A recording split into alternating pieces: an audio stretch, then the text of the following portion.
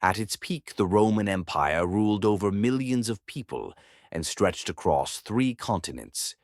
But every empire has a beginning, and Rome began as nothing more than a small settlement beside a river. According to legend, Rome was founded in 753 BC by 2 brothers named Romulus and Remus. They were raised by a she-wolf and believed to be destined for greatness. But that destiny came with blood. Romulus killed his own brother and became the first king of Rome. Whether myth or history, this story defined Rome from the very beginning. Power, violence, and ambition were part of its foundation. Early Rome was weak and constantly under threat. Surrounded by enemies, survival was never guaranteed, but geography played a key role in its survival. The city was built near the Tiber River. It was close enough to the sea for trade, yet far enough to avoid constant naval attacks. Rome learned early that controlling land meant controlling destiny. At first, Rome was ruled by kings. Some were wise, while others were cruel. The last king, Tarquin the Proud, ruled through fear and oppression. His tyranny pushed the Roman people to their breaking point. In 509 BC, the monarchy was overthrown. Rome became a republic. Power no longer belonged to one man. Instead, it was shared between elected officials and the Roman Senate. On paper, this system promised balance and justice. In reality, it created constant struggle between the elite and the common people. Political conflict became part of everyday life. But conflict also made Rome stronger. The Roman Republic was built on discipline and duty. Every citizen was expected to serve the state. Soldiers were not mercenaries. They were farmers, workers, and fathers defending their own land. This created loyalty not just to commanders, but to Rome itself. As Rome grew, so did its ambition. Nearby cities fell one by one. Enemies were defeated, absorbed, and slowly turned into Romans. Unlike other civilizations, Rome did not only conquer, it integrated. Roads were built across conquered lands. Roman laws were enforced. Roman culture spread far beyond the city itself. But expansion came at a cost. As wealth flowed into Rome, inequality began to grow. Powerful families gained influence and control. Politics became ruthless.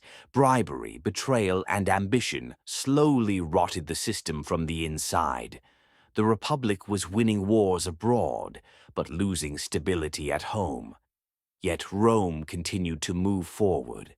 By the end of this era, Rome was no longer a city fighting to survive. It was becoming a force that would dominate the ancient world. This was only the beginning. Rome did not become powerful overnight. Its rise was built through constant war, discipline, and organization. As the Republic grew, Rome began to clash with neighboring tribes and cities. Each victory brought new land, new people, and new resources.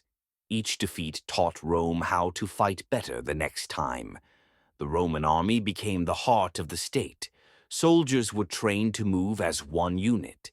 They followed strict formations and obeyed orders without hesitation. Unlike many ancient armies, Rome focused on structure rather than individual strength. A single soldier was not important. The formation was. Rome also learned how to adapt. When facing new enemies, it copied their weapons and tactics. If something worked, Rome improved it and used it better than anyone else. One of the most important moments in Roman expansion was the Punic Wars. These wars were fought against Carthage, Rome's greatest rival in the western Mediterranean. Carthage controlled trade routes and had a powerful navy. The conflict lasted over 100 years. It pushed Rome to its limits. The most famous enemy Rome faced was Hannibal. He crossed the Alps with war elephants and defeated Roman armies on their own land. For a moment, it seemed like Rome would fall, but Rome refused to surrender. Instead of panic, it chose patience. Slowly, it weakened Carthage's resources and attacked where it hurt most. In the end, Rome destroyed Carthage completely. The city was burned and its lands were taken. Rome now controlled the western Mediterranean. With each conquest, Rome expanded its road network. These roads allowed armies to move quickly and supplies to reach distant regions. They also helped spread Roman culture and law. Conquered peoples were not always treated as enemies. Many were offered citizenship over time. This policy reduced rebellion and increased loyalty. Rome was no longer just a city or a republic. It was becoming an empire in everything but name. After centuries of war and expansion, Rome entered its most powerful era. This period is often called the Golden Age of Rome. At its height, Rome controlled vast territories across Europe, North Africa, and the Middle East. Tens of millions of people lived under Roman rule. Peace and stability followed conquest. This era is known as Pax Romana, the Roman peace. For nearly 200 years, large-scale wars inside the empire were rare. Trade flourished, cities grew richer and more advanced. Rome became a center of architecture, engineering, and culture. Aqueducts carried fresh water across long distances. Roads connected the empire from one end to the other. Massive buildings were constructed. Amphitheaters, temples, and public baths became symbols of Roman power. The Colosseum stood as a reminder of Rome's ability to control both people and spectacle. Law and order were key to this stability. Roman law was standardized and enforced across the empire. This created predictability and trust in the system. Citizens enjoyed rights and protections unknown in many other civilizations, but these benefits did not apply to everyone equally. Slavery was widespread. Millions were enslaved to support the Roman economy. The wealth of the empire was built on their labor. At the top stood the emperors. Figures like Augustus transformed Rome from a republic into an imperial system. Power was now centered in one man. Augustus ruled carefully. He kept the appearance of republican traditions while holding real control. Under his rule, Rome reached a level of stability it had never known. For the average citizen, life improved. Food supplies were stable. Entertainment was constant. But beneath the surface, problems were growing. Corruption increased. Political ambition never disappeared. The Golden Age was real, but it was fragile. The same system that brought peace was slowly creating the conditions for collapse, and Rome did not yet realize it. As Rome grew richer, it also grew weaker from the inside. Power and wealth became more important than duty and discipline. Political offices were no longer earned through merit. They were bought with money, favors, and influence. Corruption spread through every level of government. The Senate lost real authority. Decisions were often made to protect personal interests, not the state. Laws were manipulated by the powerful. Emperors came to power through violence and betrayal. Many ruled only for a short time before being assassinated. Stability disappeared. The Roman economy began to suffer. Heavy taxes crushed farmers and small businesses. Many people abandoned their land and fled to cities. Currency lost its value. To pay expenses, emperors reduced the silver content of coins. Inflation followed. Public trust in the system declined.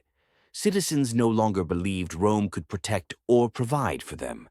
The army also changed. Roman citizens avoided military service. Foreign mercenaries replaced loyal soldiers. Generals gained enormous power. Some used their armies to fight Rome itself. Civil wars became common. Rome was still large and powerful, but its foundations were cracking. The empire was beginning to decay, not from outside attacks, but from within. While Rome weakened internally, pressure grew along its borders. New groups began moving toward Roman territory. Germanic tribes searched for land and safety. The Huns swept across Europe, forcing other tribes to flee westward. Rome stood directly in their path. The empire could no longer defend all its borders. Fortresses were understaffed. Armies were slow to respond. Rome chose negotiation over confrontation. Some tribes were allowed to settle inside the empire. They were expected to serve Rome in return. This strategy failed. These groups kept their own leaders and traditions. Their loyalty to Rome was fragile. In the year 410, the unthinkable happened. The city of Rome was captured and looted by the Visigoths. For centuries, Rome had been seen as eternal. Its fall shocked the entire ancient world. Although the city survived, its image was destroyed. Rome was no longer invincible. The Western Empire continued to lose territory. Each invasion weakened it further. Rome was surrounded by enemies, and it lacked the strength to stop them. By the 5th century, the Western Roman Empire was collapsing. Emperors ruled briefly and weakly. Real power belonged to generals and warlords. The economy was broken. Trade declined. Cities emptied. Rome could no longer pay its soldiers. Armies disbanded or turned against the state. In the year 476, the end finally arrived. A Germanic leader named Odoacer removed the last Western emperor. His name was Romulus Augustulus. There was no great battle, no heroic final stand. The empire simply ceased to exist. The Western Roman Empire had fallen. In the East, Rome survived. The Eastern Roman Empire continued for nearly 1,000 more years. It would later be known as the Byzantine Empire. But the Rome that ruled Western Europe was gone. Its fall was not caused by a single event. It was the result of centuries of corruption, overexpansion, and decay. Rome collapsed slowly, then all at once, yet its influence never disappeared. Roman law shaped modern governments.